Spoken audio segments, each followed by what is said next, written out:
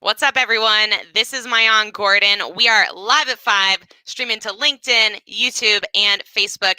You guys know what to do. Post in the comments what's one thing that you're grateful for today, and where in the world are you watching from? I will start off the Grateful Train, kind of like the Gravy Train, but it's the Grateful Train, with saying that I'm so grateful for my glass blowing business and the fact that when I have a financial need or something that pops up, like for example, this time it is my pit bull Duke has torn the equivalent of his ACL. Dogs, I guess, have different names for the things in their body than humans have, but he tore the ligament that keeps his knee from overextending.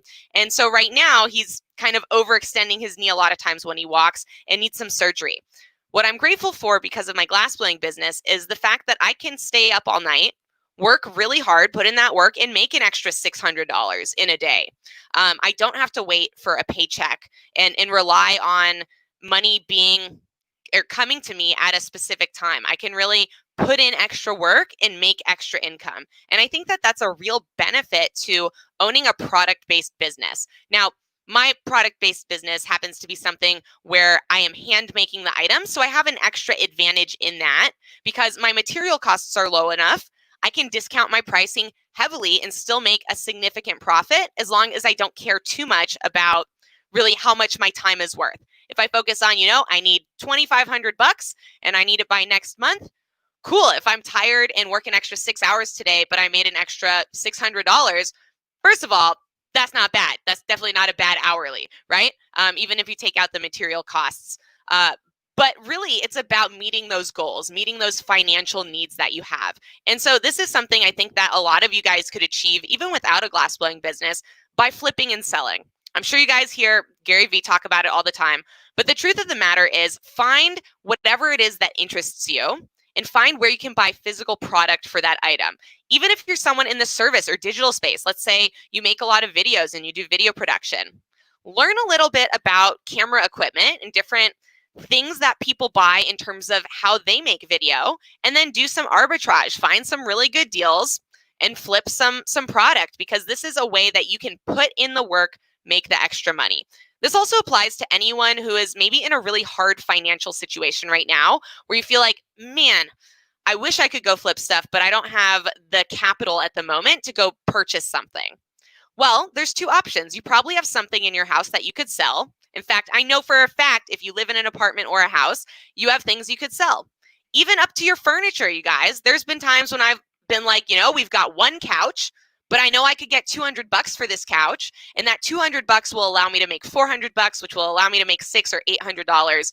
So I'm going to sacrifice my couch and buy it back later when I have some more money. So if you're in a really hard financial situation, you need to figure out how to get some startup capital to be able to specifically invest that capital to grow more capital, not to pay your bill, not to then spend that capital, but to invest and grow it in a really fast manner. And that can be done by flipping. It can be done by just understanding where value arbitrage is when it comes to products. Now, that's all great and good. What I really wanted to talk about today, though, is confusion and how it can be your friend in business. A lot of businesses are worried about confusion. They go, confusion is a bad, bad thing. Confusion actually can set you up for pleasant surprise to your customer, having them have a major realization, or just by contrast, seeing you much, much better. So what happens when people get confused? Two things happen. One is they tend to get a little distrustful. Totally, that's where most businesses focus. They're like, I don't want people to not trust me because they're confused. But they also get curious. People get really curious. Here's two examples of that. I've been reaching out to a bunch of different TikTokers with a message, kind of like a canned message that I wrote that says, hey, I'm at World of Glass on TikTok with 2.1 million followers. I'm reaching out to TikTok creators for a couple of reasons. One, I want to connect with other creative individuals and influencers. Two, I come across and get presented brand deal opportunities that I have no interest in, and I'd like to pass on those opportunities to people who are interested. And a lot of people have been confused because no one else is doing this. Literally no one else is doing this right now as an influencer, going, hey, I want to connect with you simply to provide you with value, and I don't really want anything in return other than maybe like a relationship. I want to connect and have relationships and build relationships with other influencers and creators because I like them as people. I think they're awesome types of people, and I want to see them stay awesome types of people. And too often I've seen influencers either get really jaded by the brands and agencies that are trying to take advantage of them, or they just happen to come across some really stressful situation and they don't have that support system to tap into. And that support system is so crucial. I wish I had it earlier on in my businesses. I have it much more now, and I see the impact that it has on my happiness. So I want to be part of that solution and being a support system for other influencers.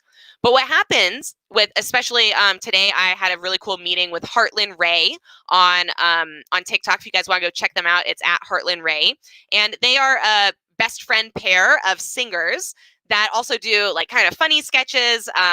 They're really smart about their TikTok account, and they clearly, I checked them out, put in a lot of hard work. So I reached out to them, thought it would be a cool relationship to form, and they were confused. They were like, "Who are you? Why are you doing this? We don't get it."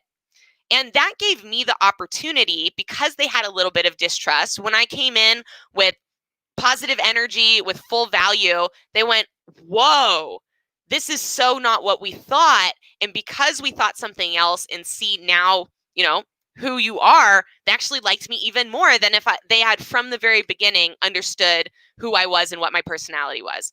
So that setup and that contrast can really work in your favor, but you got to follow through on it. You can't leave people confused.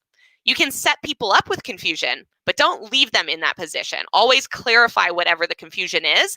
And not only are they very likely to like you a lot more, but you're then providing them a value and a solution to a problem you created. You made them confused, but being confused as a human being is a problem. No one likes to be confused. And so then it gives you the opportunity to step in and say, "Hey, I know you're confused," and connect with them in that aspect to say, "Hey, I recognize how you feel. I see you. I'm validating your feelings. And I'm going to respond by giving you the clarity that I know you want." And boom, you guys, that is such a recipe for success that I honestly suggest you guys think about how you could possibly implement that strategically into your businesses or into your marketing strategies. I would say another time that confusion kind of comes into play, my friend Sarah, who's another creator, she has a full-time sales job. I connect with people who are similar to me, right? So she's a definitely entrepreneur and like kind of very business-minded person, great salesperson. I love sales too. And she realized just this week that with her sales process, she could create, and let me describe what it is. So her sales process is to call someone. If it goes to voicemail, leave a message, and then send them a text.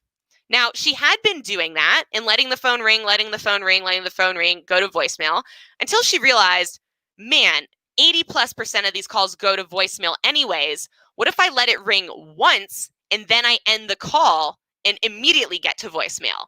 And she was like, that's going to save me so much time.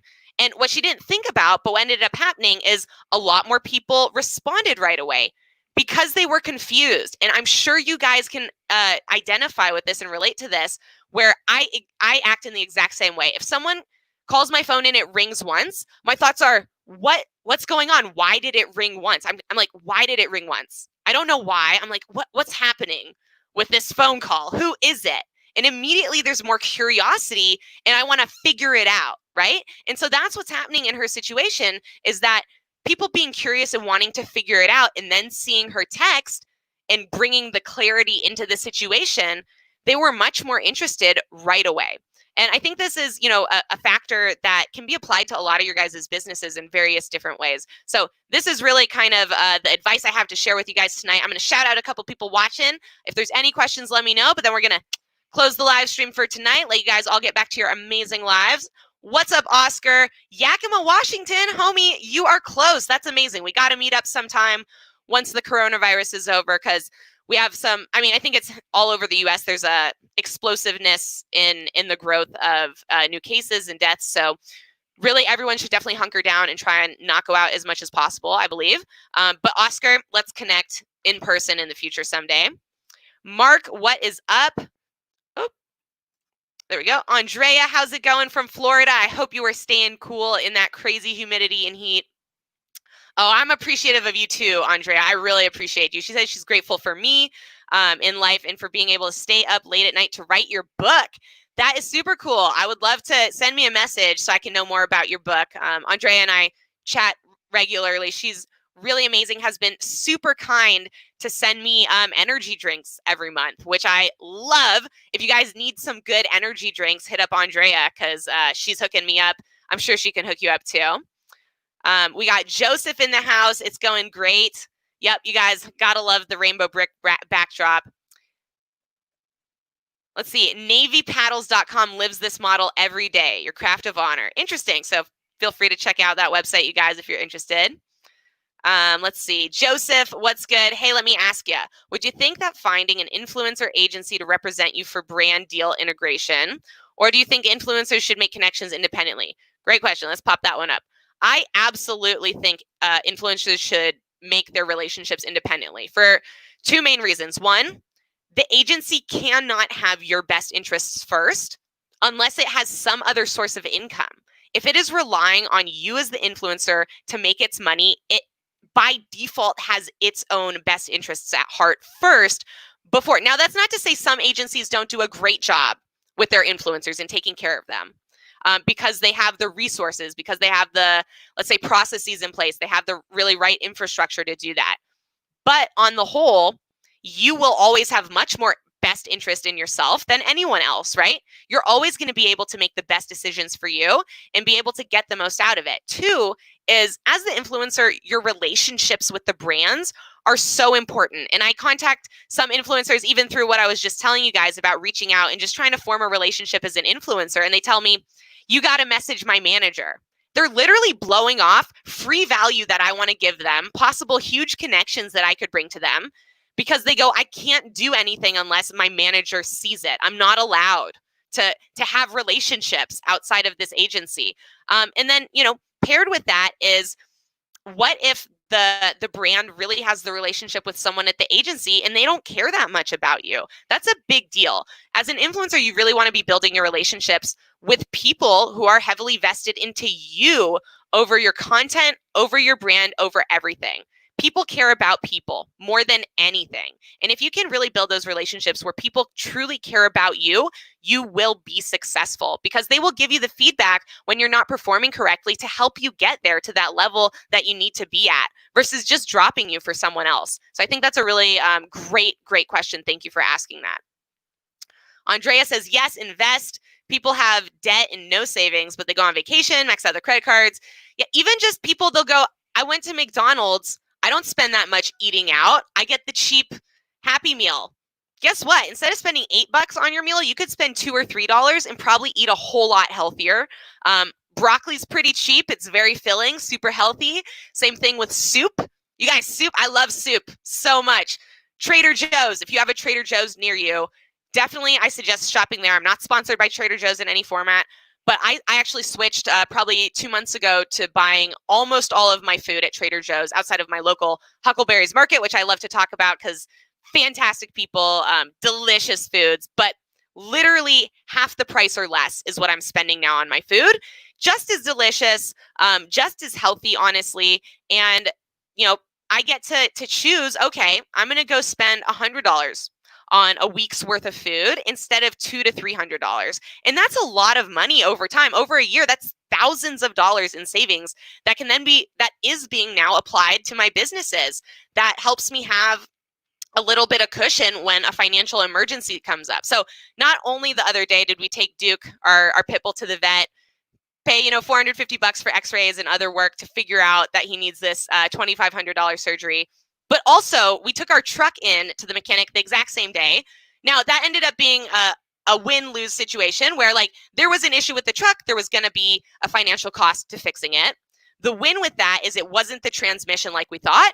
Transmissions are much more expensive. That could have been $3,000 to $5,000 if it was a transmission issue. It ended up being a coils issue, which ended up being $850.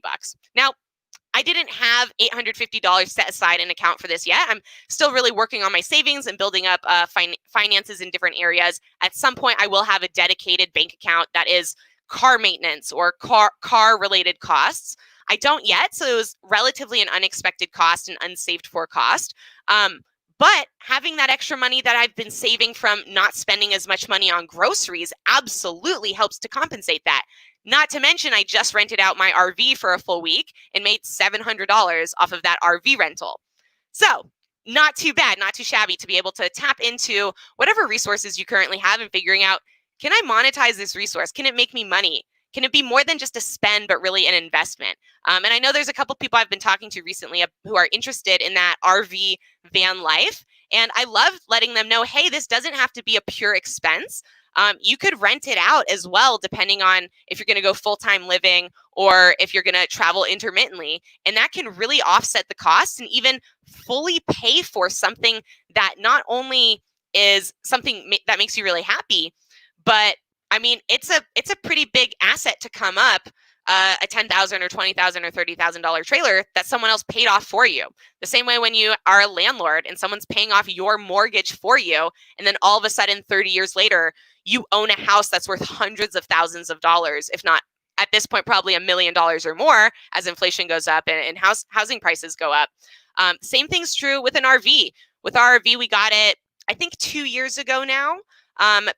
Put down, I believe, $3,000, and the total cost was $15,000 on the travel trailer. I've now, through RVshare.com, had people pay me more than $6,000. That's almost half the cost of the entire RV. Definitely in a couple more years, it'll be fully paid for by other people, and I will own an asset that I could sell for, depreciation for between $7,000 and $10,000 if I needed to. So that's a really big deal to have those big financial come-ups in your life where maybe you're struggling month to month for a really long time, but someone else is paying something off for you so that 2, 3, 4 years down the road, you can come up 10 grand, you can come up 20 grand, or same thing with, a house at some point, come up several $100,000 if you need to or want to.